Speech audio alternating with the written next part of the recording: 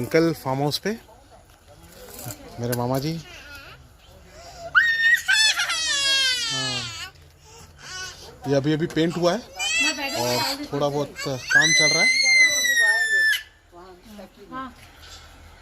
अम्मा, मेरी मामी जी, अभी थोड़ा सा इलेक्ट्रिक का काम बाकी है ऊपर।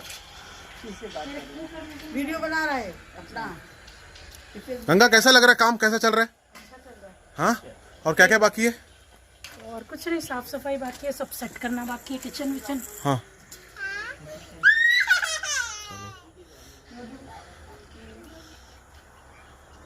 वो वैसी वाली फोटो लेना चाहिए थी।